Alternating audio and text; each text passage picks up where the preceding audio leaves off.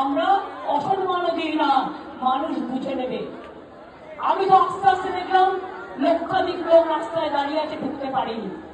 আমি পরিষ্কার বলছি, বাংলা ভাষার উপর যে সন্ত্রাস, আর বাংলায় যদি লোককে অ্যারেস্ট করা হয় বাংলা ভাষা বলবার জন্য, তাহলে জেনে রাখবেন এই লড়াই দিল্লি পর্যন্ত যাবে। আর আমি কিন্তু ছেড়ে দেওয়ার লোক নই, আমি ধরতে পারি না।